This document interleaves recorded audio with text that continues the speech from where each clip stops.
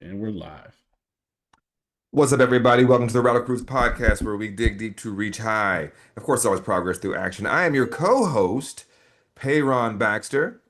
And I am your co-host, Ron Sandoval. Uh, we'll be right back. I need to get my headphones, but Uh-oh. go ahead and See, bring it. folks, it's episode 9011, and we still ain't got it together. So, look, it's all right, though, because, we're going to get to what we got to get to. And that is what is all that matters, honestly, because there's a lot of stuff going on right now. And as Rom is procuring his head telephonic devices, I want to welcome you all to the Rally Cruise podcast because this past week has been a lot. We've been dealing with a lot. I feel like we've been spending this kind of like this laundry machine of emotions, and some of us need to synthesize this stuff. We had a joint podcast last week that went really well with the Drawing Bigger Circles crowd. So please, if you have time, please check that out as well. I think we laid down some really good perspectives, and we also took in some good perspectives from Kevin and Steven. So Rom, it seems like you have your headphones back on. You seem to be ready to go. You're back in the co-pilot chair. Yeah, I'm back and ready. Okay. Obviously we going live on a Thursday morning. On Thursday. Hey, look, shake it up, baby. Shake it up. Yeah, there's a lot to talk about still, so um, there's been a lot going on. Lot going on. So, I mean, good thing is we have a functioning government right now. That's good. Um, Yeah, this week, I think it was just Sunday. Was it just Sunday? We did that podcast. hmm With drawing bigger circles, which I thought was great. Yep. Definitely listen to that. That's a audio only podcast. It's on Spotify wherever you get your podcasts. It's also hmm on YouTube. Definitely check it out. Great conversations, and hopefully we can do that again soon.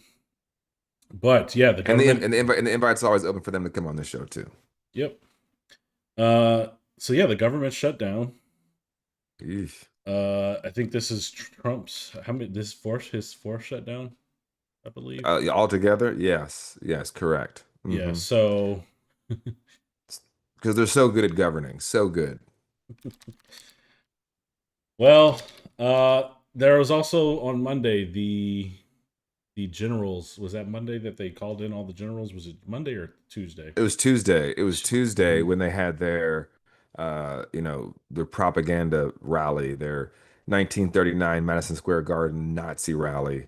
And I love that for them. I love that for Trump and for Pete Hegseth, or excuse me, Skeet Kegbreath, as we call him on this show, because the response that they were expecting, I think it was all and we'll play some clips of it, but it all was um, an exercise in futility, right? And it shows the projection. It shows, someone like Pete Hegseth is a very insecure man, and it's very easy to see. Trump is a very insecure man. Stephen Miller is a very insecure man, and these are people who have lost the game. Now, what do I mean by that? I mean that these are people that have lost the culture game, and they think that they still captured the last vestiges of their power, which it is institutional power. I'm not saying institutional power does not matter, but that's not what moves the world, baby. Like we've existed on this planet before there was a constitution, or before there was a United States of America, and that is what has propelled the world forward, right? The international trade from India to China to all throughout Africa to even parts of, Europe, to all the indigenous lands of the Caribbean and South America. All that existed before there was a place called America. And so what's happening right now is that this globalization of people realizing, like, you know what? These systems are failing and we're gonna move on without y'all. Yes, y'all have this last. It's like them saying like, "Well, I'm the hall monitor now." It's like, cool, bro. We're in the back of the classroom, making beats on the desk. Oh, I'm gonna tell on you. I don't give a fuck, bro. Like, do you, dog? And that's what this moment is. So when you look at these people doing this stuff, like a Pete Hegseth telling people we don't need fat generals. Meanwhile, he can't do a pull up himself. Yeah. These are the most small and insignificant people. And I want people to understand that. And every time we look at them, I mean, it's almost pitiful, right? Yeah, you have the D team trying to execute uh this um, taking us back in time, right? Right. So they want to go back to a time where you know where white supremacy was dominant in America. Right. I mean, They it's always been dominant. Yeah, but where it's the good old days for them. I at least 1930, 1940 is where they seem to want to go. It's hard to tell, but either way, all of these things they're doing requires intelligence. It requires actual being qualified. Granted, they want to go into a terrible direction. Right. Pete Hegseth is not the right person to execute it. He's a figurehead and a fall guy. He's a terrible figurehead, but he's also a fall guy. He will be a fall guy. Mark my Oh, words. absolutely. No Uh, question. but I think people are like, oh well, the generals weren't clapping. Like I never expected them to clap. Like if like I, but I think that maybe they would have clapped for like when he walked in or something. And I did see an actual other clip of when one of the other Kane, General gen- Kane. generals was talking, they did applaud, and I at first I thought it was an Absolutely. applause track, and then Nope. I actually saw their hands moving. So, Hmm. I don't think that he has their respect. I think a lot of generals, are especially like the ones that are overseas and deployed. They're I don't think they keep up with the bullshit politics, right? I think there are conservative generals Oh, without a for doubt. sure. For sure. But I don't think there's a lot of MAGA generals. I think that their MAGA is in the lower ranks, in which they have to get Yep. rid of these generals in order to make room for them. Hmm. And it's still a tall order. And granted, I think that's what they're going to try to Correct. do. But all of these things require skills, expertise, precision. Right. This is essentially a coup. It's a coup within. Hmm. And I don't think that these people are the right ones to execute it. Granted, there's a lot of smart people, Heritage Foundation. Hmm. There's a lot of smart Hmm. people behind the scenes pulling the strings. So it remains to be seen. But yeah, so Yeah, I think the one thing that they think they have is an overemphasis of their presence, and they believe that but they don't realize there's more of us than there are of them. And even if that means like MAGA folks or folks that aren't they might be called rhinos or whatever the case may be, like people aren't with this. I think those generals. I think that was a moment where Trump was. What did he say? Well, I never walked into a room that was so quiet because he had heard the general before him get a standing ovation and applause twice. he said, So when he walks in and is I can't believe it's so quiet in here. What's going on? Is Baron Trump here? What's going on? So yeah, uh, like I just want people to take solace with that. yeah, exactly, because yeah, it's happening. They're trying to make it happen. And to what success, I don't know. So immediately after that, the government shut down. And my take on that is that we've had shutdowns. I think that there's a tolerance. However, if this goes on for a longer period, say maybe more than 2 to 4 weeks, I think it's just going to accelerate their ultimate end goal, anyways. They were gonna they've been wanting to slash and fire people and break down all of these government entities, and that will probably happen. I mean, I unfortunately I just think that it's like ripping the band-aid off. I don't think it's a good thing either way. I think it's a lose-lose situation for America regardless. So I don't know, what do you think? Yeah, I think you're right. I think it is rushing them to their end goal, but also I realize that the things, their creature comforts that they want so much in the society requires these things to still work, right? This is why it's not been reported on because the media doesn't want to go on the bad side of Donald Trump. But like tens of thousands of people that they had already fired had to get rehired by the government because even to destroy the government requires the government to destroy it. So you can't just get rid of the people because then there's things that you still have unfinished, loose strings and unattached ends that you must connect and tie together and all these other things. And they realize that honestly, oh, like that's tied to my ability or to my investors or benefactors' ability to make more money. Oh, wait, we need that department back. We need these people back. We need the OMB this. We need the Fed here, blah, blah, blah. Right. So, I say this to everybody. This goes back to the Pete Hegseth, his faux patent rally to the government shutting down. Take solace in this, folks. This is what I take solace in. People ask me, what gives you hope? This is doomed to fail. This is absolutely, positively doomed to fail and will fail. Let's be very clear about that. This will absolutely fail because all throughout history, these regimes have failed. They have failed. They will collapse under their own weight of their own arrogance, their own greed, and mostly their own hubris.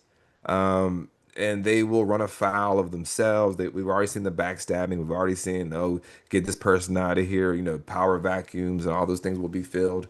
So just take solace in realizing that like this will fail. This will fail.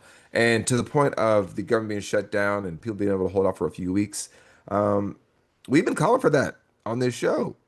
To a degree, we've been calling for the government shutdown. Yes, on the first go around, we said they needed to shut it down, and Chuck Schumer caved, and in fact gave Trump even more power and made Republicans less culpable by being able to say that Trump can unilaterally have tariffs on his own.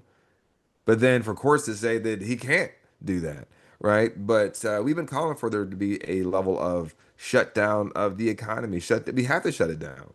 And what does that mean for all of us folks who are college educated, career oriented, middle class, which is a falsity, working class? It means that you're gonna have to give up some of those creature comforts.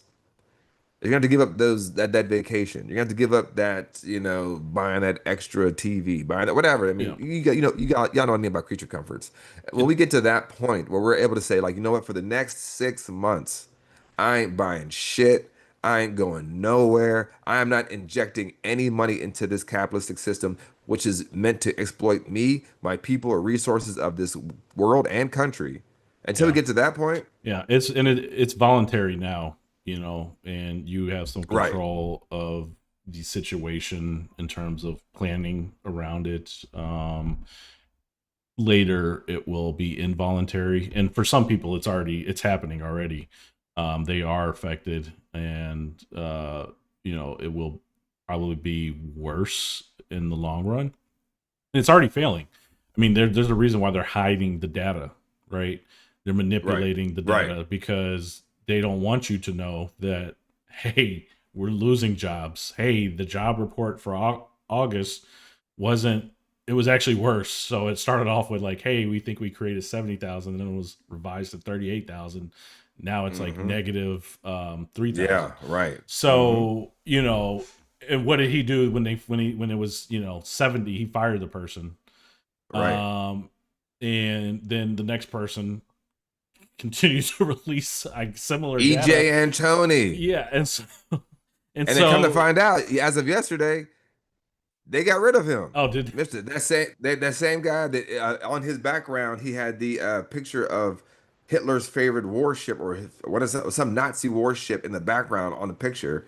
Yeah, so that even their guy own, couldn't because cut it. I mean, if you have like a shred of integrity, I guess, like hey, I'm gonna soften the data, or like maybe paint it in as best picture as I can. It's still not good enough. So now they want to do quarterly reports, especially even with companies when they do their instead of quarterly, they want to do like annual, one-time reporting. So they don't want people to know how bad things are. But the fact is like hiding and releasing the data doesn't change the reality, right? That's right. So you can hide the data, but when people's pocketbooks start getting wallets are getting hit, when you see an increase in homelessness, when you see an increase in violence, when you see an increase in unemployment, invisibly between your families, like all of those things, is the reality. So like data doesn't matter. Like most people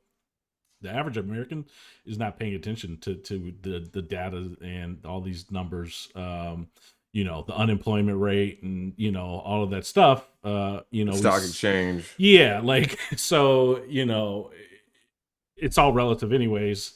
And so yeah, it's already failing, and it's failing in another way, the violence, right? So you want to hide, you want to take down warnings and reports from the DOJ, the FBI, saying that white supremacist violence and terrorism is the biggest threat of in the country.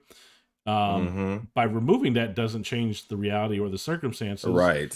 And so we see Charlie Kirk getting shot by a white male. We see Yep. all of these shooters in the past The church, right, in Michigan, the guy past that grew up month. in the church with I the two mean, flags, right? the one guy that Right. went to shoot North Carolina. yeah, I don't think we even talked about the guy that shot up at We didn't. ICE. At the No. ICE. I mean, he shot ICE facility. The CDC guy shot over 100, 155 bullets. But he was anti-ICE. Yet, he He writes anti-ICE on one bullet. So that's what you write, yes, because that's how the left talks. The left talks like that. So yes. Here's the thing, like within minutes, Cash Patel is posting it, and okay, maybe look, I'm not overqualified. I'm not even gonna say that he fabricated, the FBI fabricated it. I'm just saying, like, this man himself can be stirring up shit. Do you mean to tell me that he went to be anti-ICE, but he managed to shoot only detainees wearing orange jumpsuits? And how many times have we seen, when we see detainees, we see them swarmed by there's 10 20 ICE agents per one detainee. So you mean to tell me at the ICE facility that he only manages to shoot detainees multiple times?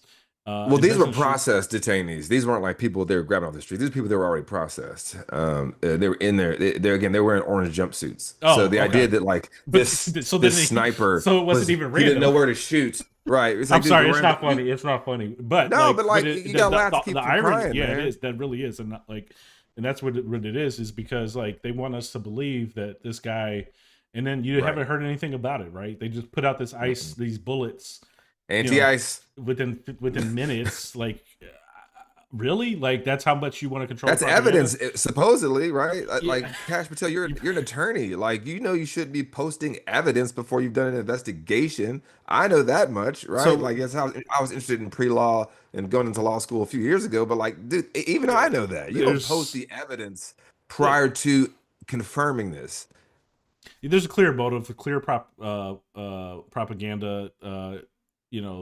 Clearly trying agenda to create the narrative, and for people that but it don't work. Even if it's your side, it's another, doesn't you stop to think why are you posting this 7 minutes after and pushing this? And then then we see these other shootings over the weekend. There was 3. I think I woke up to one. I think it was 4 in 24 hours. I woke up to one. And then I woke up to, another, a 9-year-old here in North Carolina getting shot. And I'm just okay, this gun violence is crazy. And this is what I talk about. Are we really going to address gun violence and how it's happening in these places? And you got two ex-military, one who then crashed into the church later that day, set it on fire when his truck blew up, shot multiple people, killed multiple people, had 2 American flags on his truck, a Trump supporter. Now, real quick, we know just real quick. I'm just pausing there. Black folks listening and white folks of good conscience listening, or people that believe themselves to be white of good conscience listening.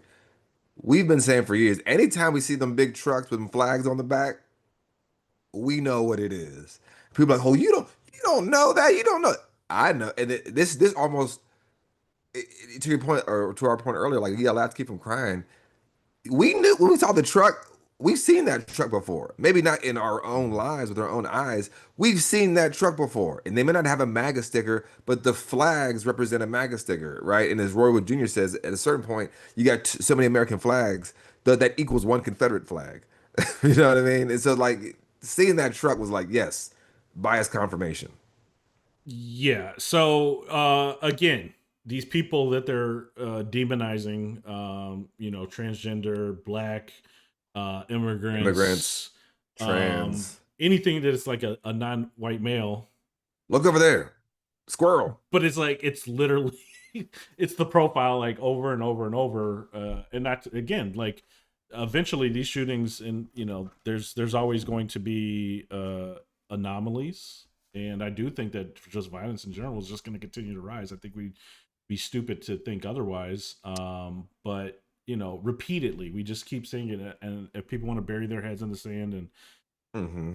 and everyone, every time there's a shooting, we're just waiting. Oh, is it a Democrat, is it a Republican? Like those are the only two like boxes that Questions these things that can fit right. in, like Exactly. so it's It's the only thing that the news can seem to run. It's like, well, his political motivations, and in 2008, he liked a picture of Barack Obama on Instagram, and it's like, well, okay, this dude has a bunch of like guns in his house. He has a Christian, he has a cross in his profile picture, and Christ is king in his bio, and he has an American flag on his house. Like, that's we that's got a to that's stop a that's this. a that's so like this guy, that's a big correlation. Like it's safe to say that this was a Yeah. Trump supporting Republican. Yes. Just Come like on. Tyler Robinson, they're like, well, Yes, he we was don't dating a know his trans, political. but like Yeah, was we don't know he that. didn't he wasn't registered as a Democrat. He wasn't donating Oh to God. Democrats. He wasn't a part of the Democratic Party. He wasn't part of Right. groups like I mean like I mean Stop. I as a regular person, just hey, I volunteer with Indivisible. I'm a Democrat. Like I've registered Democrat. Like there's a stronger correlation with regular people. And so if this person who, looked at a Democrat and, he had a transgender roommate and maybe lover, that that's not something, but that's enough for them to say the radical left, this is the problem. And a lot of people are eating it up, and it's crazy, but the radical left A lot of is white is people. is A lot like of it's like they're talking about the people that are protesting the corners, the old 60 something white folks, like that's the radical left that they're that exists, because they're going to come after an indivisible, like that's going to be like one of their Antifa yeah, groups. They're going to come after like and they're these gonna lose. sub but They're I gonna lose there too, though. They're gonna lose there too because what we're seeing, what we've always known, is you cannot defeat an ideology. Like being anti-fascist is an ideology, right? Like I am against. If your ideology is fascism, my inherent ideology is against that. So you can't defeat anti-fascism. And if the United States of America, if your government says anti-fascism is terrorism, that means that you have a terrorist government. That means you have a fascist government, right? Like they don't even realize that they're telling on themselves like right, that. And it's I mean I always like to bring it up to globally, but like it's the same thing what's going on in Israel and Palestine. Like, oh, we're going to defeat Hamas. Hamas, ultimately is a resistance group, but if you had to say like, you can't defeat people resisting on their land. The natives will always resist the occupiers, right? Huey P. Newton said that we live in occupied territories in California. People who are under oppression, as long as there is oppression, there will always be resistance.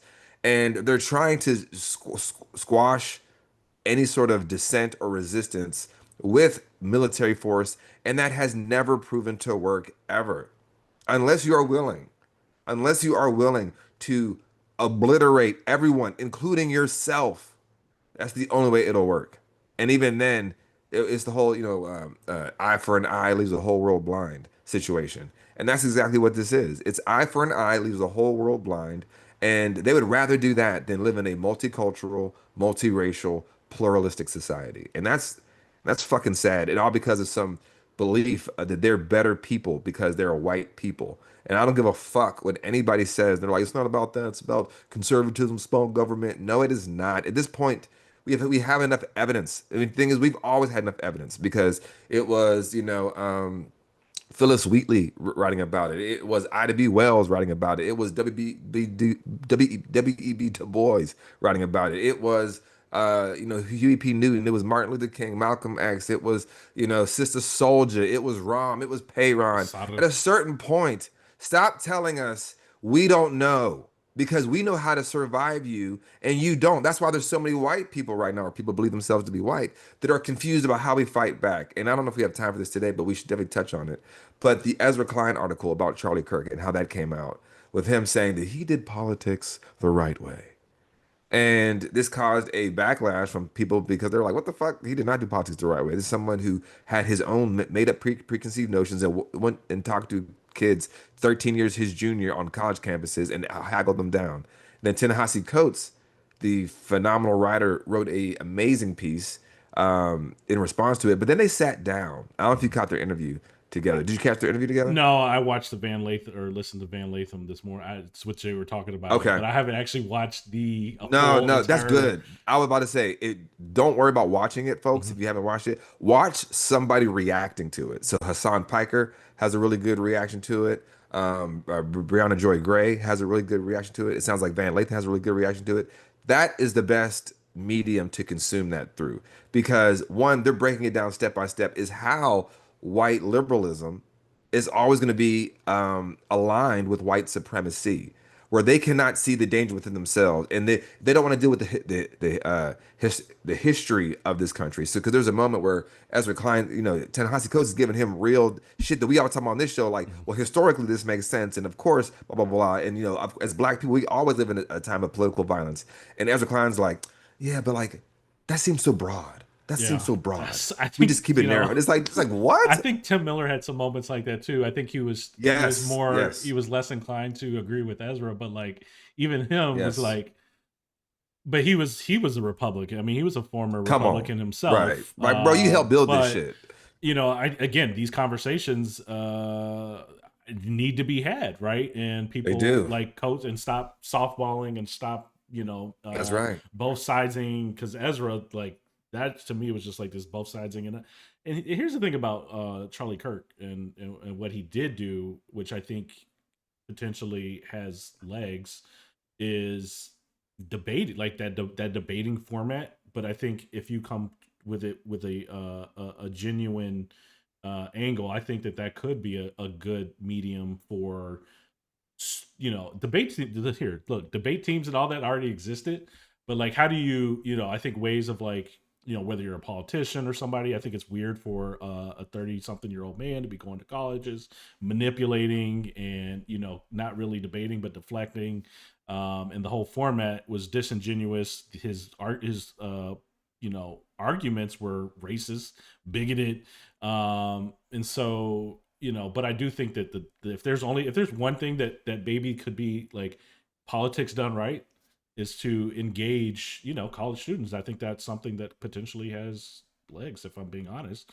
But yeah, let's not try to create like Kirk into this like you I mean, a know fucking Charlie Kirk day, put his face on a and coin. and that was the thing, and that was what Like, Van Latham bro, was saying, like, because they were like, well, yeah, we're talking about these things and we're talking about the things that he said, and not guns and stuff like that, because y'all are over here putting this man like he should be on the coin, he should have statues, we should have a day. his own But day. hold on, Hmm. so now we have to actually argue the We merits have to of this revere man. him. We have to So uphold him. yeah, so now we're gonna talk about these merits. Like, we were being gaslighted for 2 or 3 days following, Right. well, for multiple days, but People lost their jobs. it was a Peop- fever pitch. It was like, yo, we like people were losing their jobs for like yeah. quoting the man. His And own I like, you words. never, yeah. How many times you you read It it was was it taken was out of mass. context? Like, It was mass hysteria.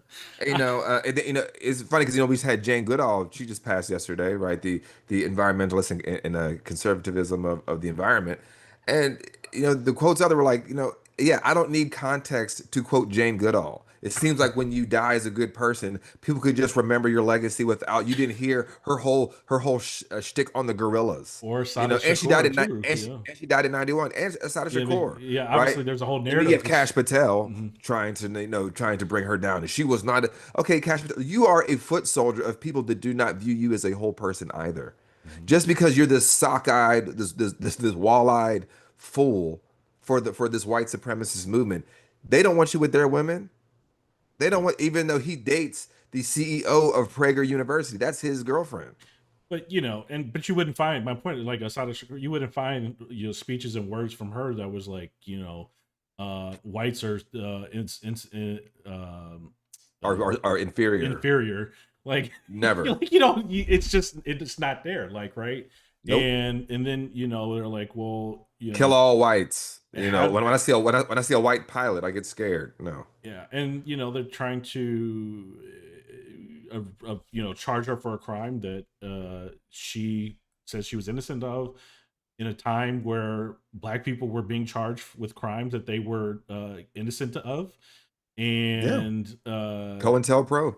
yeah, and I mean, you're even wearing the Black Panther stuff right now, right? I mean, that's literally who they were going after. She was a Black Panther. the Central Park Five, like, I mean, that was 1990s, right? So I mean, it In still happens 1988. today, and like we're going through it today, like like you're just gripping people up off the street. So yeah, like, Right. I'm sorry.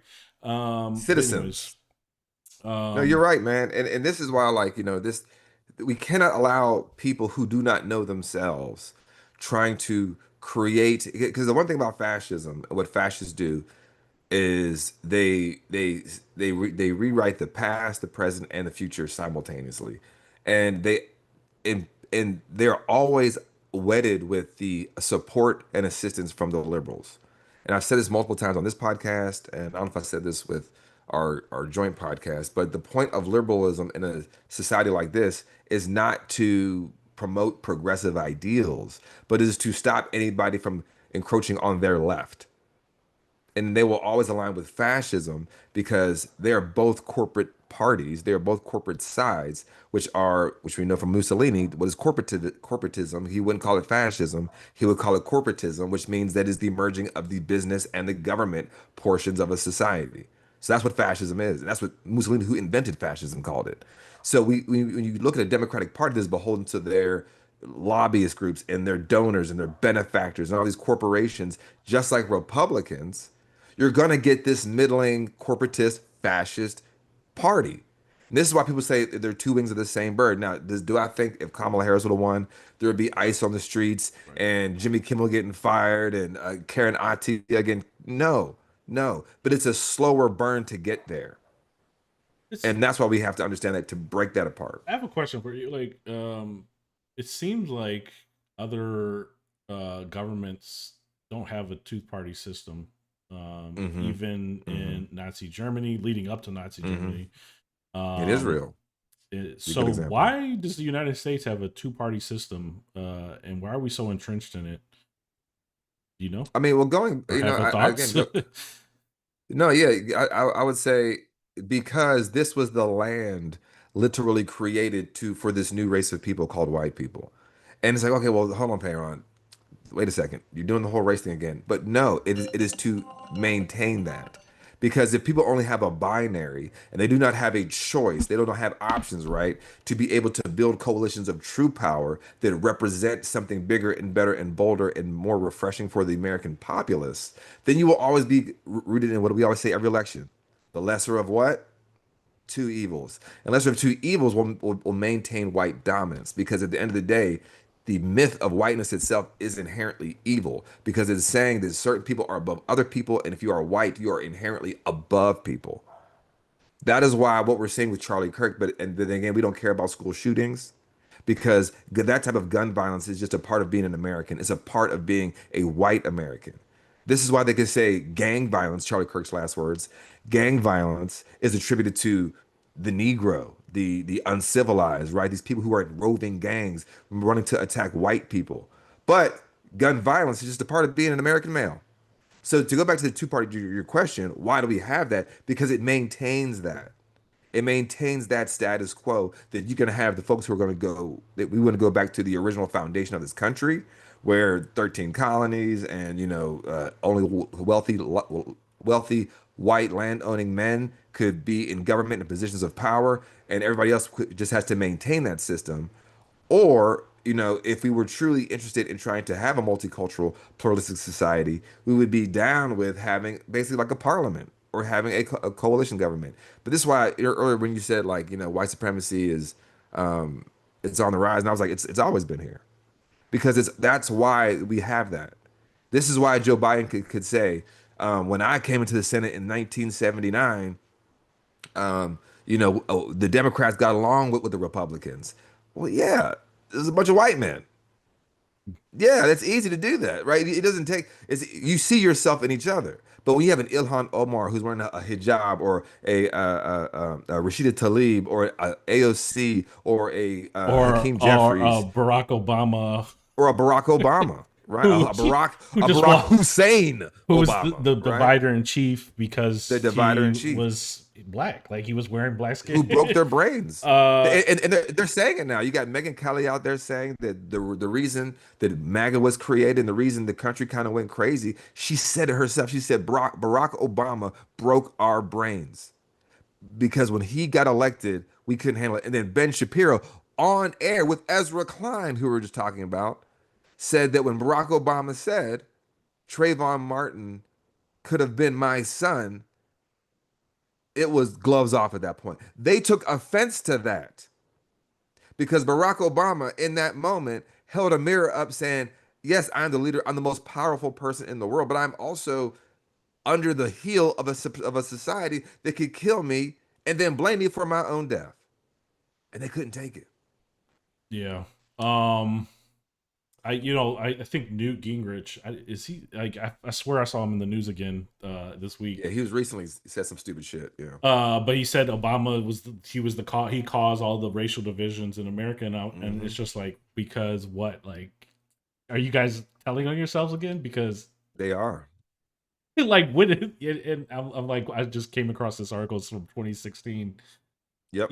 The headline: Newt slams Obama's attitude.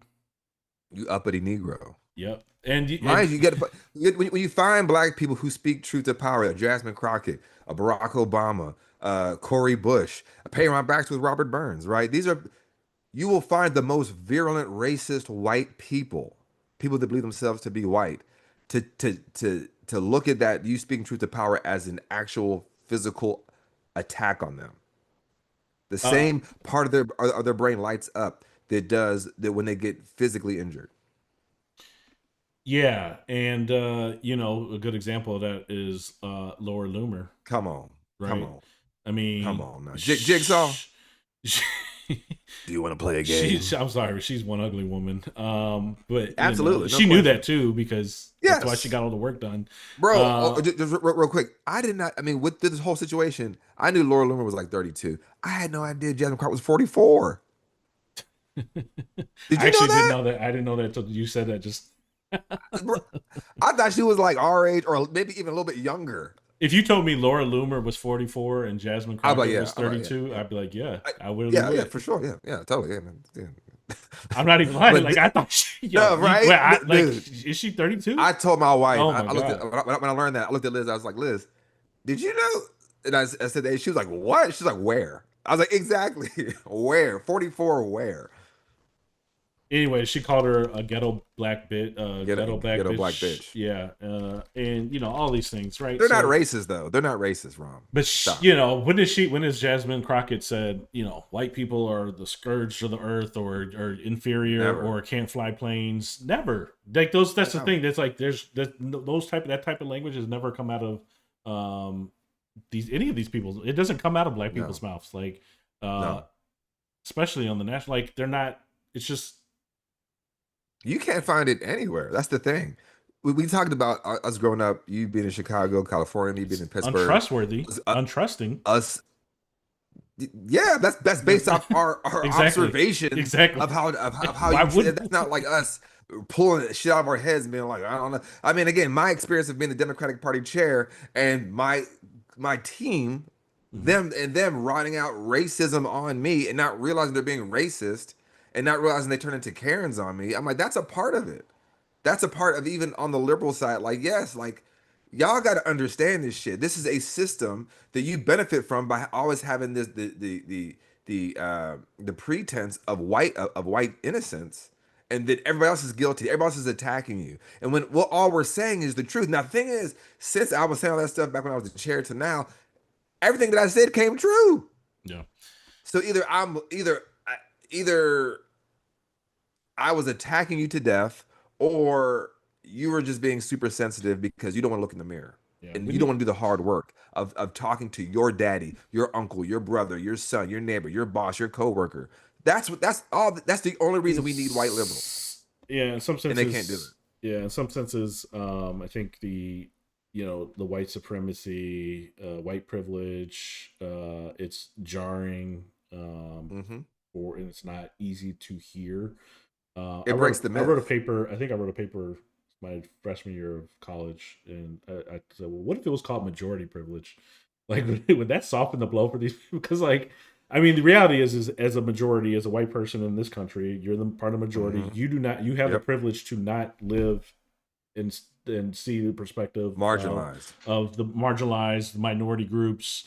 So Right. you can walk That's through right. your entire life and never give a damn. And you might not even, in some places, you might No, not even see a black person. These people that are going on and on about Chicago have never even, they barely even see a black person. They never even see. that's right. So, Or never even been out of their little state of, their little town of Podunk, Kansas. but whereas we, as in America, we have to understand that perspective to That's right. survive, to navigate, to even have conversations, and to even relate and enlighten, right? Right. So, and I think that's necessary. And Mhm. I don't think people are necessarily, like, people aren't born racist. People are No, taught that, like, hey, our skin colors matter, and these people are less than, and you have our to, cultures matter, right? yeah, you come in Our with histories bias, but you matter. have to be, as a person, be willing to acknowledge that you may hold these biases, and even I can hold biases, but these are specific to to race and whiteness, right? But Right. stop being afraid to. Like, I think these conversations this week with Tanisha Coates and Ezra Klein and Tim Miller and Van Latham and numerous others. Like, I think those conversations matter more. And Right. even our conversation with drawing bigger circles on Sunday, right? Yeah. And where we can talk about race and our perspectives and enlighten folks, and And the so co-host Steve said that. He said it makes me uncomfortable. yeah, And that's okay. right, That's we have to start letting folks know that's okay. But this country was built for them to never feel uncomfortable. right, It was meant for them to always feel like the hero. Every time they turn on the television, you hear someone telling you definitive information from behind a news desk that you are on the right side of history. All those other people across the ocean or across the world or in your cities or in some other city are the bad people, and they're coming for you. And this person that wants to change that exact status where you don't ever have to think about anything, they're the extremist. They're radical. They're crazy. yeah. So you being uncomfortable or inconvenienced feels like an Is a attack, physical attack. Exactly. which is crazy. It's not. When you think, I mean, this we're talking about hundreds of years of Of indoctrination conditioning, yeah, systems built to reinforce this. I mean, one of yeah, my that's favorite true. I mean, quotes that is is that true. is that like growing up black in America is like growing up in a house but never seeing any pictures on the wall that look like you. Imagine what that would look like. Imagine seeing pictures of white people everywhere throughout your house, but you grew up from 0 to 39 right now, like how we are, and you've never seen a picture of yourself. Right? You have people telling you that you're the worst and blah blah blah. In reality, they're keeping you in that house on top of that. But I think just to draw your point out a little bit further, um, I don't know if I brought this up on the Drawing Bigger Circle show or not, but when we hear this phrase of being like an echo chamber and being in a bubble, I don't know if you could remind me if I brought this up or not, but if not, I'll repeat it here. Um, White people absolutely are in a bubble, conservative, liberal, libertarian, whatever, right? They are, right? Because 91% of white people self-segregate. They live in white neighborhoods. They don't have, and they do have a black neighbor. They do not interact with that neighbor. They work in offices that are predominantly white. They go to schools that are predominantly white. The stat that I learned a few years ago is that schools are more segregated today than they were in 1964. So that means these schools that they're putting their children to, these colleges, right? They're trying to roll back DEI, any level of connection with people who have melanin. They don't want it, so they self-segregate. That is a luxury that Black people, Latino people, Asian people, Arab people do not get the luxury of experiencing. Yes, well, y'all do live in a bubble. You listen to BET. You hang out with your cousins on the weekend. Absolutely. Those are places where we can be ourselves. But when we go into a classroom, when we go into a job, when we go into a grocery store, when we watch the news, we are soaked and inundated with whiteness. So this is why we have to watch stuff like Friends and The Office to understand what is funny to our boss, to understand what Susan likes, well, to understand what our friend at the golf course likes, right? They never have to look at us. James Baldwin once said, "Is I know you more than you know yourself because you never had to look at me. Mm-hmm. I've always had to look at you. I know you more. I know you better than your mother knows you. I know you better than you know yourself." As Maya Angelou once said, she says, "I know you better than you know your own body odors." Yeah. And you know that's true, Ron. We know how every time they're gonna react, we know, oh, don't say. We know that it's built into us. Yeah. So when these people are, it's too much, and it's, oh my gosh, my feelings, my heart. That is what happens when you never had to look outside of that bubble. Yeah. White, liberal, conservative, whatever you want to call it. Yeah. I think it's imperative that quote unquote like white liberals or white of on the left like, we'll talk about labels at some point because I'm like I honestly can't keep up, but yeah, I think it's important for especially right now for white liberals to understand the things that we're talking about, to understand what we're up against, Right. because if we can't have these conversations now, figure this shit out now, then we can't have that top versus bottom because everyone's so distracted, especially on the right? Like That's if right. you, how are you going to have a conversation with, your neighbor if they're willing to, about what's actually happening when they're so distracted about, immigrants and, Trans, DEI taking your jobs and stuff like that. wokeness. They're scapegoating. These are the scapegoats. These aren't the especially now, like the economy. If Trump just kept the economy and he owned the Biden economy, he could have looked like Oh, a a king. genius, right? Yeah, he could have been Hmm. rolling into the midterms electable, right? But this economic Right. stuff is going to hit. It's going to hit, and I remember a lot of moderates saying, it's going to hit their wallets. It's going to hit their wallets. Like, just kind of sit back, if you will. Like, don't get involved in all of this. Like, worry about DEI and James Carville. the privileged folks, but and to a degree, like Democrats don't do nothing. to the degree they're right, but that's very privileged to say that, like, Right. just let everybody else fucking suffer Yeah. It's it almost fits their like he never pocketbooks. heard that. It's almost like he never heard the Martin Niemöller poem. First they came for. Like, and the thing is, that's where a lot of white liberals are. They are willing to wait to the bottom of the list. Right? Vic Mensa just had a video about Chicago and how they were, they raided, what was it, some black community, and they're pulling people out. They were half naked or in their underwear. Like, white people can look at that and be like, that's crazy. And then turn to the next channel. We see that and we're like, yo, that's us now. And that's what the Ezra Klein of it all, where it's kind of like, because to them, politics is a hypothetical. To them, politics is just this amorphous, thing that you can, philosophize over, and not the material conditions. And this is why they hated Martin Luther King, because yes, his March on Washington, it was about freedom and jobs. They forget about the and jobs piece, the Yeah, economic portion. And that's what brought white people over, poor whites over. yeah, and that's why, like, Fred Hampton, yeah, and another good example. So that's why I can't. I think Harville, yeah. Scarborough, like Oh, all these oh, I people who did. are like, especially because the white men can, they actually, especially if you're rich and have money, Oh God, yeah. you can actually just fall back into the shadows and That's like right. and just blend in, and that's it. You're done. Like you're just You can throw let on a everything MAGA that hat. happens exactly. And so that's why I don't trust the Carvilles and the people who are both And sidesing, and that's, and I do, I remember I talked about Adam Kissinger early on, and I know you were like, well, he's mhm. one, and he's still, look, but Yeah, no, no, he's I get your point. Yeah, yeah. that man is he's standing 10 toes down, Against or nine against toes Trump. down against Trump, whereas like these Democrats and these moderates, even Joe Walsh of all people, I mean, like Joe Hmm. Walsh was, I mean, he's a reformed MAGA, and like that guy, uh these people, See, but this is what they we're can do the doing. same thing. They can do the same exact thing though, and so you can only This, trust but them as far as you can throw them. Yeah, go ahead. right.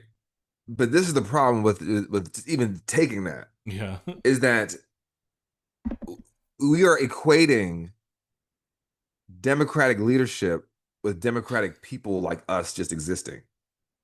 And then we look at Adam Kinzinger or a Joe Walsh and we're like, damn, man, why can't? But they're regular people, but they're literally only against Trump. They don't give a fuck about the ICE raids. They don't give a fuck about the pulling down of DEI. I mean, and they may say something about it, but I'm saying like they're not putting any skin in the game, and you cannot be in a fight for freedom if you have no skin in the game. yeah. So that's my. I'm like I Well, hear all that, but like how would they get skin in the game? I would think that they need to show up to those protests. They need to confront those people themselves. They need to confront the people in their families. They need to do the deconstructive work internally as an individual. Not this, I'm still a conservative at heart, and yes, and you should be able to have hate speech. Like that's what I've heard Joe Walsh say that a month ago. Okay, yeah, I don't pay. Like, To be fair, I don't pay attention to Joe Walsh, but I will say okay. that Adam Kissinger has his Substack, and I'm like, okay, it's worth But looking he at. doesn't want But everybody to vote. to your He doesn't want point, everybody to vote. I heard him say that very recently because he was recently pressed on when you were in Congress, Adam. Why did you not vote for the John Lewis Voting Rights Act? And he responded with, "Just because you stick John Lewis's name on something doesn't mean it's good." So this is him post all this shit, but he's keeping it real. They still are not for our liberation. And thing is, yeah, if you don't allow that level, then we're always going to be right here. yeah, We're always gonna keep fighting over this. And again, I gave the example of like when my sister and her boyfriend went to Amsterdam, and they're like, man, they got all this cool shit over there, and the cities were floating like this and blah blah. And why don't we got shit like that here? I said because they don't got black people. I And he's like, think nah, Perrin, I saw people there. And he's like, no, but I mean, like they don't have a system meant to continually keep fighting over the same old shit for 100 years. They've moved on from that shit and they said, now we're going to invest in everybody here to move our nation forward like China does and other countries do. We are still fighting the same. Are black people really people? And if it's not black people, are trans people really people? If it's not trans people, are immigrants really people? Are non-citizens really people? We're still having the same argument and it's taking up so much oxygen in our political minds. We're yeah, not able to actually innovate and invent create, and move the yeah, country forward. yeah. That's 100% true. And I agree with the skin in the game. Is there a white man on the national stage that is that you feel like is doing the right things? I can think of maybe one, but I'm Who's curious. that? I'll let you go. I want you to go. Me? I mean, I can't think of one, so you Okay, go. the closest who is crazy to me, but the closest person I can think of is JB Uh-huh. Pritzker. He's pretty Okay. much the only Yeah. one that's like actually calling shit out Yeah. for what it is. Uh-huh. And I never, I never really thought of him as you know, A muckraker.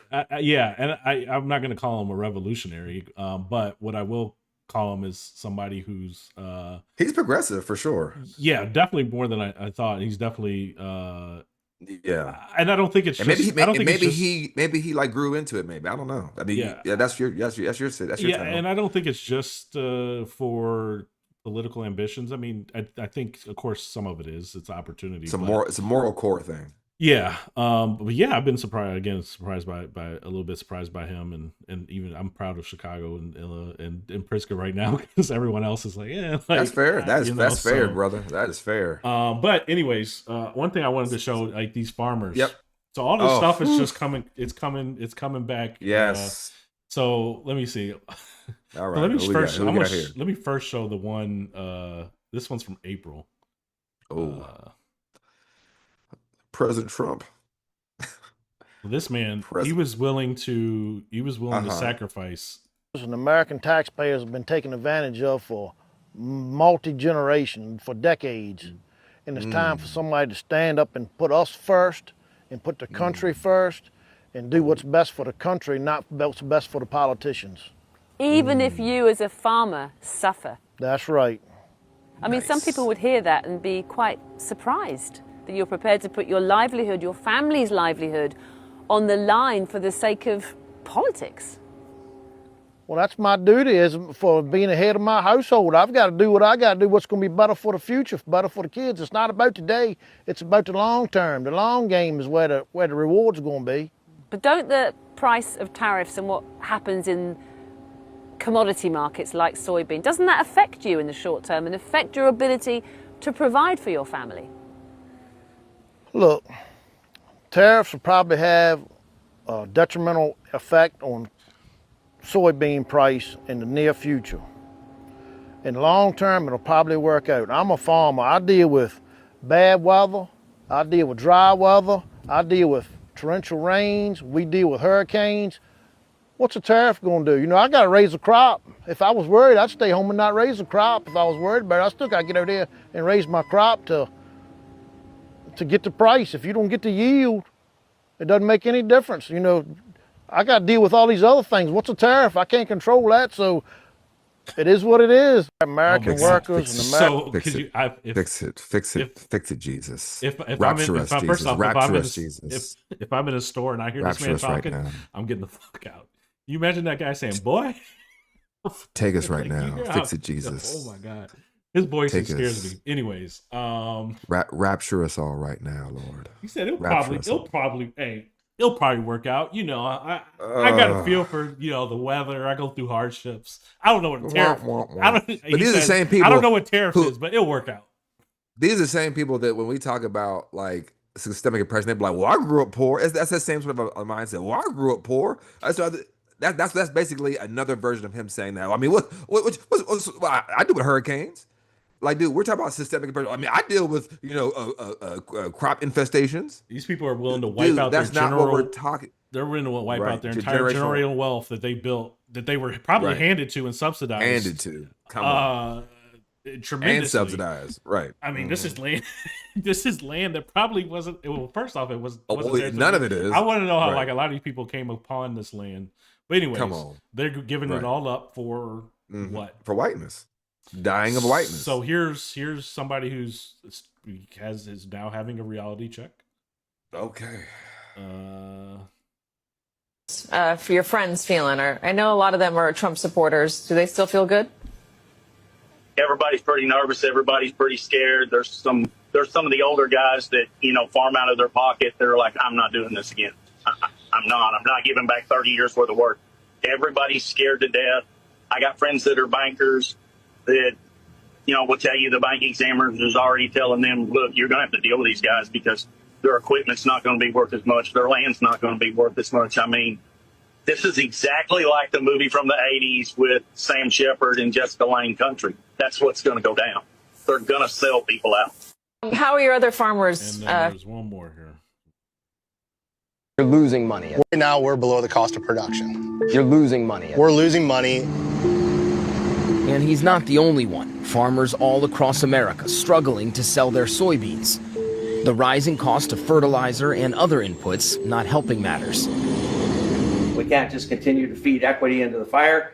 We sat in on a recent meeting of the Nebraska Farmers Union. We're in the middle of the worst economic downturn that I've seen in my 50 years since the mid-1980s. Members telling us and get into these tariff situations while he was campaigning. So you knew that when you voted for him. Why did you vote for him when you knew that you might again face headwinds like you're facing now? I voted for him because I'd like to see manufacturing come back to this country. I'd like to see good paying jobs. I want to see everybody do better. And I think this is some short-term pain for a long-term gain. Idiots. Thompson says farmers are more resilient than most, used to boom and bust cycles. A trade war, just something else he'll weather. Idiots.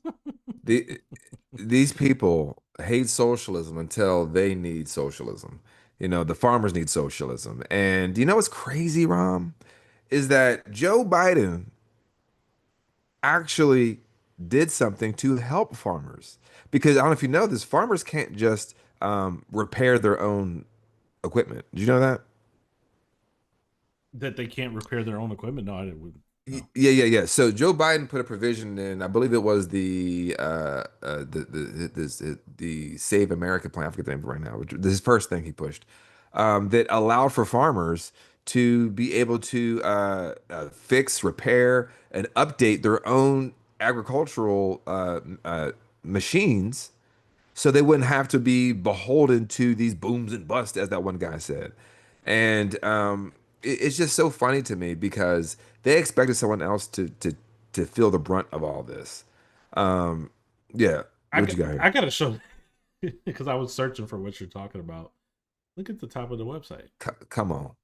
Was it? Oh Dude, yeah, oh yeah. That's everywhere. That's everywhere now. It's different. Well, it's different on. It's apparently it's whoever's managing it because it's different on the HUD. But due to radical left Democrat shutdown, this government will not be updated. Will not be updated during It's the funding everywhere. lab. I wonder if they know that this is still here. I mean, something to talk Right. about. I mean, that's a hell of a that's a hell of a split screen right there. President Biden announces over $5 billion to support rural communities during investing in rural America event series. This is what dying of whiteness looks like. And again, and my question to all That's a pop up. Like, oh wow, it's a pop up and a banner. So, and honestly, like I'm and I know you're part of Indivisible and some of these other groups, and I'm even kind of over with the Democratic Party here locally, but like the question becomes is this, and this is why like no one wants to deal with this question. What do you want black people to do? And just sit with that question. Because there's all this like, how dare y'all react this way? And it's almost like there was this, no one called us, no one put a meeting together after November 5th. And everybody's kind of like, okay, this is what y'all want then. So like the question becomes, what more do you need from black people? We've been hosed, fired, set on fire, lynched, shot, given literacy tests. How many bubbles are on this bar of soap? How many jelly beans are in this jar? Can you read this, college level essay? And then if you can do that, then you can vote. Then they say get the jobs. We go to school and get the education. We get the jobs, and they say vote. We vote at the highest percentile per capita. What more do you need from us? So you asked earlier about skin in the game. I just gave you just a really quick rundown of what skin in the game looks like to push this place to be better.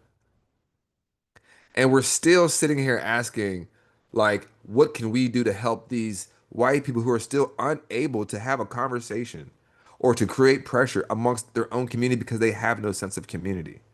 This is the surefire end game of rugged individualism. And I just don't know what, like, I get my question to all these people that are so fucking smart and they're so, I'm left and I read Marx and Engels and all this shit, but there are still white men in the world back then in the 1800s. They were not enslaved people. They were still deemed as educators and smart people. And right, we were in bondage here in Latin America. yeah. The most Africans were planted in Brazil. There's more black people there than there are here in the States. So the question just becomes like, is our backs, our wounds, our blood, our ability, our excellence, what more do you want from us? Yeah.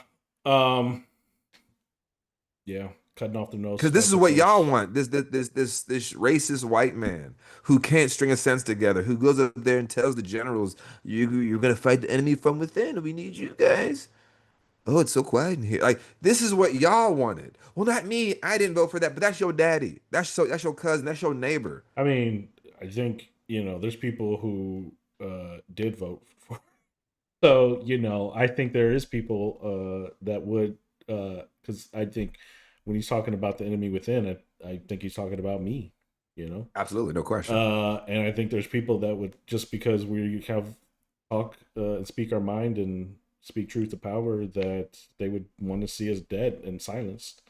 And obviously we're just two DEIs local, but couple wokers. I mean, in Trump's mind, and they really should be considering this 25th Amendment, even if you're fucking JD Vance crazy ass. Like, I mean, I'm serious. Because what in his mind is he wants to kill. He would kill. I truly believe that he would kill all Democrats in Congress. And no question. That would be like just the same way like when he did January 6th.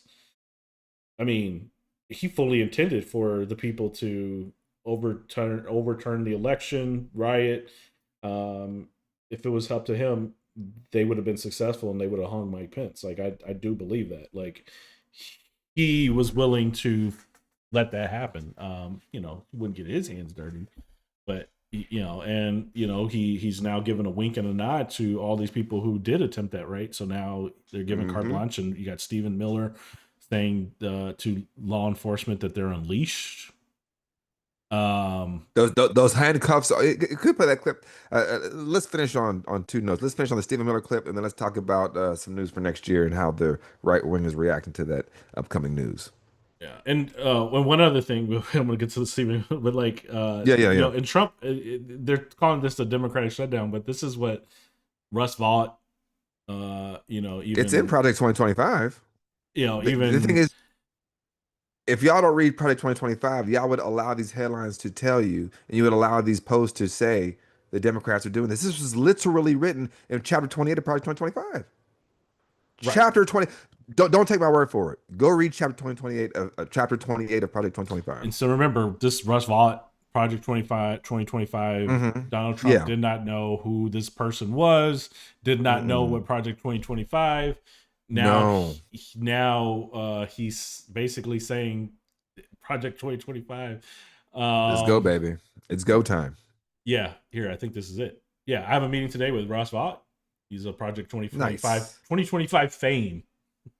He's not only is it 2025, it's fame. It's famous. Fame, right. To determine which of the Democratic agencies, most of which are political scams, he recommended to be cut. Nice. So they're basically threatening to cut all these things, and they don't want to shut it down, but this is ultimately what they've been planning for. And he kind of gives it away too. We can do things during the shutdown that are irreversible, that are bad for them and irreversible by them. Like cutting vast numbers of people out, cutting things that they like, cutting programs that they like. And you all know Russ Vought. He's become very popular recently because he can trim the budget to a level that you couldn't do any other way. So they're taking a risk by having a shutdown because of the shutdown, we can do things medically and other ways, including do things medically. Benefits. What? Like surgeries? Large numbers of people. We don't want to do that, but we don't want fraud, waste, benefits. and abuse. So right, because only Democrats need medical care. So these people, again, it's white supremacy is stupid and self-destructive, and we're literally seeing it real time. We're seeing them kill each other. We're seeing them put it under the carpet, shoot it under the rug.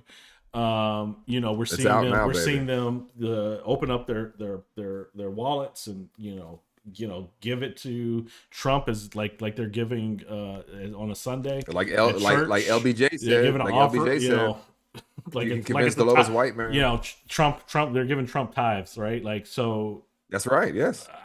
It's crazy. If you can convince the lowest white man that he's better than the best black man, he will pull his pockets out. Or you can pick his pockets all day. Hell, give him someone to look down on, and he'll turn his pockets inside out for you. That has been the most honest critique of all of American politics since the beginning to right now. And that's what you're saying. And so, people can sit here and think that we're debating the right. We're not debating. We know what's true. You can sit here and think exactly. But you're the fool. Like, you are the fool, and there's not an if, and, or but about it. Now, if you want to debate policy or something, that's something different. Sure, it's something different. That's not what this is. Not this. This isn't policy. Right. Right. Anyways. This is cruelty churched up as American policy. You got to give me. It's in Tennessee. Okay. I think you just had it right there, actually. Which one? I can't. Okay. No, because some of these are. Yeah, that's. Okay, because that man, Tennessee, he will go down in infamy. He is going to be in textbooks as you are unleashed. There you go. Where do you see that? Let's see here. That's like the first video. This one. Okay, I see it. Oh boy.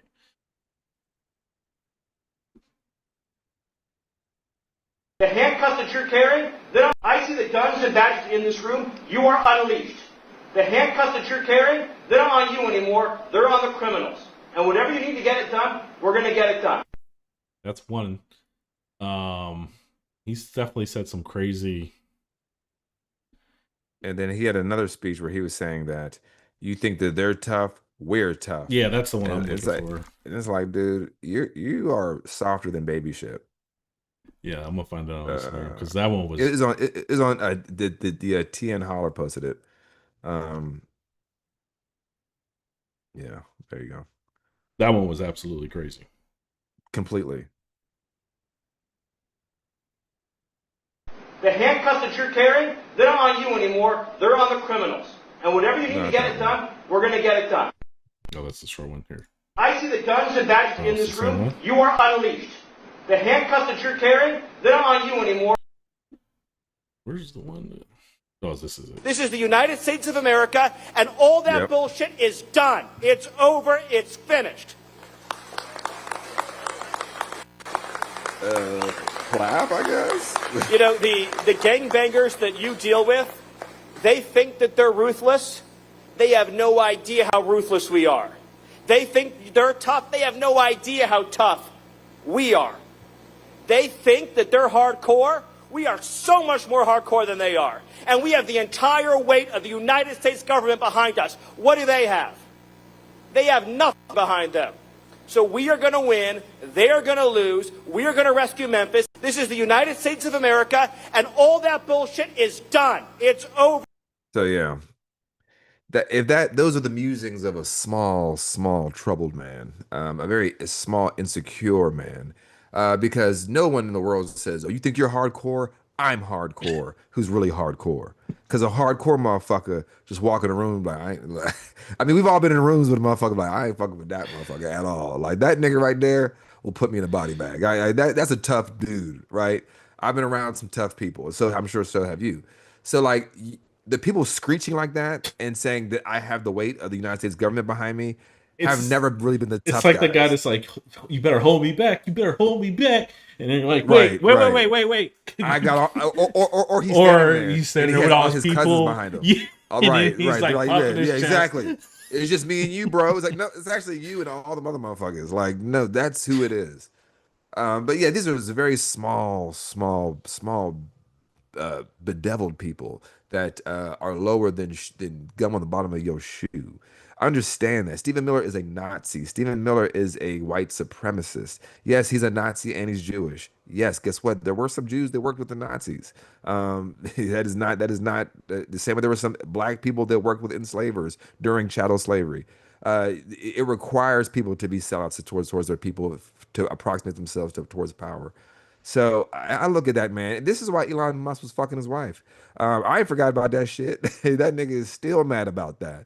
Elon, I'm sure you remember. I think her name was Erica Miller. I think, but yeah, she left with Elon Musk when Elon Musk left the government. Oh yeah, she left. Stephen, And everybody's like, yeah. wait, hold. Yeah, Steve Miller's wife. Yeah, and that's why she now has this new podcast. And she and Jesse Waters was asking her like, how's it to be married to Stephen Miller? You're the envy of all women, and she calls him a sexual matador. Was he's like, yeah. What does a matador do? Does a matador like run towards the bull and like touch? No, he's like, don't touch me. Can't have sex with me tonight. Oh, sorry. I feel like that was a clever word play on her behalf. Like she knew what she was saying. I ain't trying to be no sexual matador. I'm trying to run into the bull. Have you ever heard anybody say that before? I've never heard those phrases together, those two words, a sexual matador. But this is the people who we're working with. But anyway, so Stephen Miller, he's on his Nazi war path still. Yes, and his wife is on this podcast tour, Katie Miller, excuse me. And yeah, of course, sitting down with just the regular people. Her first interview was with who?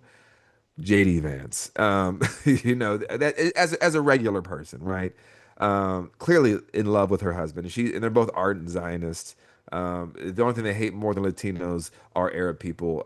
He was in college at Duke University where he met what's that dude? He coined the alt-right. I forget his name.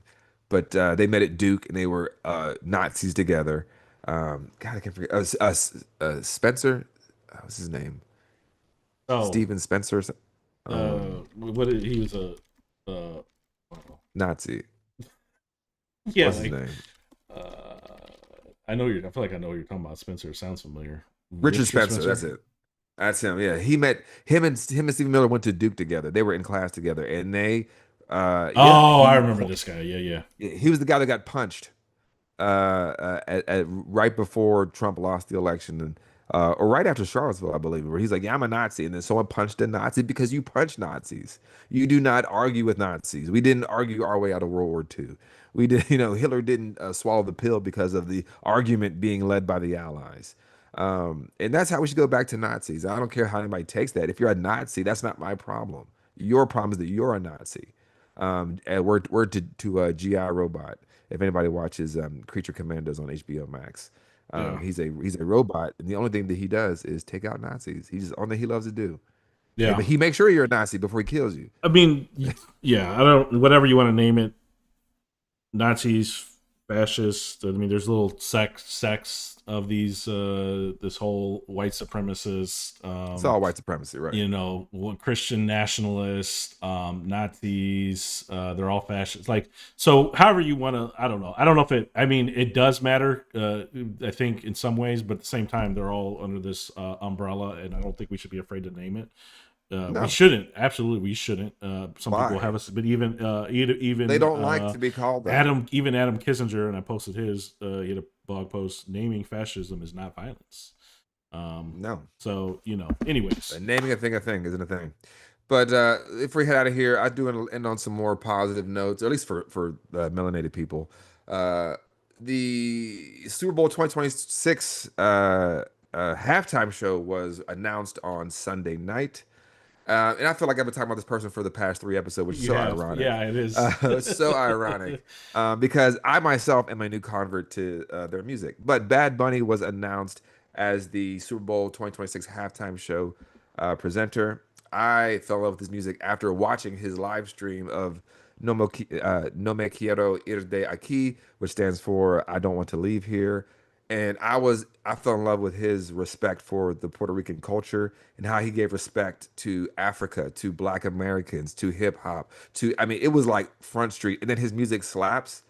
So I was talking about it for the past few episodes, but then it was announced on Sunday. And of course, MAGA had some feelings, some big feelings. And Benito Antonio Martinez Ocasio, who does not speak or does not sing any sort of English in any of his songs. I don't care if it's with Cardi B. I don't care if it's with Drake. Them songs gonna be in some Spanish, in some Espanol. Yeah, and yeah. But Bad Bunny is. I think he'll be the most watched. Yeah, he's the #1 most streamed artist on Spotify for the past 3 years.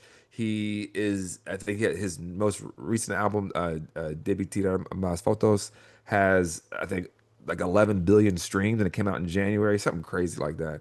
I listened to it myself again yesterday, top to bottom, no skips, fantastic album. Yeah, and they're mad about this, man, because they said, he's from Puerto Rico. Why can't we get some Americans? He's not even from this country. How dare he? But they don't realize Puerto Rican, is a part of America because they are a colony. They when they are born, they're American citizens. They have passports, and yeah, they are Americans, and they just can't wrap their head. They're out there. Why can't we get Kid Rock? Why can't we get who? I was gonna say taxation without representation, though. Taxation without representation. That's right. That's right. And he's going to make a political statement just by him being announced as a political statement because when you watch that concert, if y'all can watch it, they've pirated it. It's on YouTube. It's 3.5 hours. His concert is the most live streamed concert on Apple Prime ever. We watched it live. I gotta watch and it's fantastic. And that's when I was like, okay, I see. And my wife actually went to the last show, his final show on the island, and she was like, the energy was amazing. I mean, she speaks light Spanish. She speaks better Spanish than I do, but she's like, you don't got to know the lyrics. So folks with I don't know Spanish, don't worry about that. His first song on his new album is called Nueva York, meaning Nueva York, because in Puerto Rican, they don't say the R's. They pronounce the R's like an L, so it's Nueva York. And it's all about New York because we know there's New Yorkers, right? A lot of Puerto Ricans moved to New York, and that whole first track of that first song is all about New Yorkers. Yeah, I don't know what the problem is with people that can't be around people speaking other languages. I've been around people that speak They can't Spanish do all it. like entire life, and like different parts, and some points I don't speak Spanish, but at some points I kind of did when I was around it a lot. Yeah, yeah. But like it never. It didn't offend you. Yeah, it didn't. It didn't offend me. And then the music transcends language, right? So music is something that you feel and hear, and other languages, sound beautiful. One of my favorite songs is a French track right now. So like, I like French. I don't know. I don't know. What they're saying. I'll send this one to you. What's his name? I forgot his name, but it's all right. It's all right. But yeah, they're mad. They're big mad. They got. But big even my daughter, feelings. my daughter, like I played it in the car one day, and like it's in French, and she's four, maybe even 3 at the time, and she's like, play that song, play that song. And at first I didn't know what she was saying. I was like, oh, you mean that one? Right. And she was like one of her favorite songs on the playlist. Like it doesn't matter. Like what? It don't matter, man. Like. And what this really is about, because in America, speak English. I have a lot of I've come to find out there's a lot of Puerto Rican. Of course, we growing up black, we've known a lot of Puerto Rican people, especially come from a city. But a lot of Puerto Rican people have. Someone's walked in. They're realizing that the racism that a lot of us had felt and how palpable it was on his face, right? Like they're like, damn, like these folks are really mad about this. And one thing about black people, almost uniformly, the response was, and I hope he don't speak a lick of English.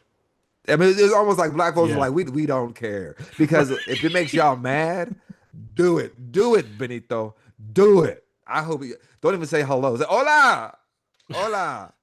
But he's and they're mad at him because he's they call him anti-Trump and anti-ICE because he did not take his tour to the United States because of what's going on with ICE, and he did not want his fan base to be harassed. And if you the more I start to research Benito, I start to realize how much he does care about his people, how much he does care about the Latinidad, all across the world of Latino culture and African culture, right? The guy that plays the congas is as black as polished onyx. But he talks about how we're all together, how Africans are all a part of this, the bombas. And they can't take that because what this is about is cultural envy. They don't have any culture. And when you see someone that says like, yeah, you know what? I'm going to make fire music, but also I'm going to give mad props to my people. And, there's a clip going around from him in 2017 after Hurricane Maria had hit.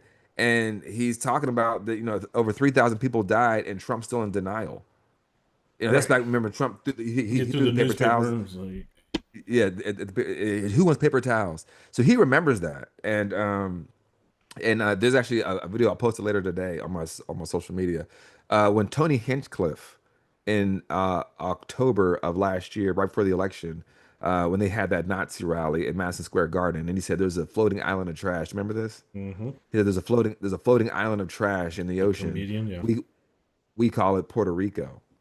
The very next day, Benito posted this video. I'm going to post it on my social media, and it's 8 minutes long, but it brought tears to my eyes because I looked it up, and but he goes through all of the impacts of Puerto Rico has had over generations, and it's all in Spanish. But at the end, it ends with it's narrated by I didn't even know this person was Puerto Rican, but famous Puerto Rican Benicio del Toro, and they end with their island slang of saying "Pere fucking ere, P fucking R," like get the fuck out of here. So yeah, I think this is gonna be a big thing. I hope he brings out all his Puerto Rican friends. Just don't bring J-Lo back. We don't need her no more. She can't sing. She can't do nothing. J-Lo already done said that her voice is made for Broadway. J-Lo, I don't know who told you, J-Lo. I mean, we get it. You made your money. She's trying to stay relevant. But yeah, so Maggie's big mad. I thought Benicio del Toro was Mexican. I was claiming that. Me too, bro. It's like I didn't know this until the end of that video when they showed the narrator, it was Benicio del Toro, and he was like, "Pere fucking ere," and I was like, "Oh shit, he's Puerto Rican." And I did what you just did. I went right to Wikipedia. I was like, "Oh shit, he's Puerto Rican." But the video is beautiful. I will post it today. And I will share it on our. I might even share it on because it's it's political. It's literally in response to the Nazi rally for Trump rally. Benito he endorsed Kamala Harris. So again, people are not like he ain't political. He ain't for black folks. Watch that concert if y'all have time. It's 3.5 hours, but you're gonna be grooving, and I guarantee if y'all have not heard his music before, you're gonna be a fan after that. Just to feel it. You don't gotta speak Spanish. Trust and believe. You'll be like, damn, this shit. I see why it was popping like this. So, but yeah, they're big mad, but fuck them. And Corey Lewandowski said they're gonna have ICE outside the stadium. The thing about that, why this doesn't make any sense, the tickets for the Super Bowl who they think's gonna be are like $12,000. They're like, so the idea that just some random, illegal, according to them, some I wouldn't put them past them to try to apprehend Bad Bunny somehow. Like I wouldn't put, or his crew, right? Somebody like, we didn't know. We didn't know. And just to later pull it back, like, I'm sorry, we didn't because they're that ignorant. And it's all about cruelty. We got a lot of time. We got about 4 months between now and Super Bowl. So if they were mad last year, Super Bowl. Yeah, true that too. If they were mad this year at Kendrick, I didn't understand the word he said. Oh, y'all definitely gonna be mad this year, cause hell, I listen to his music with the lyrics coming up, and me and my wife were learning Spanish, so like I like loosely can understand the shit, cause he speaks fast, he raps fast, or he sings fast, and that's okay, cause as long as the vibes is there, black folks gonna be there. Yep. Black folks gonna be right because it's the rhythm, it's the ritmo, which is rhythm in Spanish. It's all of us, right? Because that's in who we are as people. White people ain't got that. And now there's some good white folks out there that they know his music, but they ain't got the rhythm, and that's all right. Just clap on the ones and threes. We know I what got y'all just enough, but yeah, let's wrap it up. I'm gonna check it out. I'm gonna check out the. I've always listened to Bad Bunny, but I haven't seen the concert. I wasn't. No, but after that, I was like, okay, I need to look this motherfucker up. I was like, this shit fire. I was like, okay, I need to, and I've been on him ever since. So, folks, check it out. Thank you for listening to the Radical Roots podcast. It's not a live one today, but it is live. It actually, I did go. It is live. It is live. Okay, but I didn't tell anybody about it, so it'll be. It's all good. It'll be hyped up for this evening. There we go. Rom's got to figure it out. Yeah. All right, guys, folks, thank you so much. Any ideas or any sort of recommendations or any constructive criticism, please send it our ways. Please make sure you like, share, and subscribe this show. Real quick bulletin. If you should have put this at the beginning. Well, maybe one of the more important as we go into elections of 2026. Anita Earls has a like a lunch and learn type canvas, so she'll talk about herself. It's a canvas and a get to know her and beer and drinks as well. So that's on Saturday at 1 p.m. Search for it. It's here in Charlotte, and try to. I mean, if you're trying to figure out something to do, get involved. And then. Matthews, if you're here in Matthews locally, they have a Q&A session about the AI data center that's being proposed right here off the expressway, right in the middle of like all the neighborhoods, which is weird. So if you have questions, you can go to the Matthews, I think City Hall today or whatever. So that's happening. I think that's it. That's all the bulletin items I have. But yeah, if you have any ideas, please share. Please do. All right, I'm your co-host, Peyron Baxter. I'm your co-host, Ram Sandoval. Thank you for joining us, and have a great rest of your day.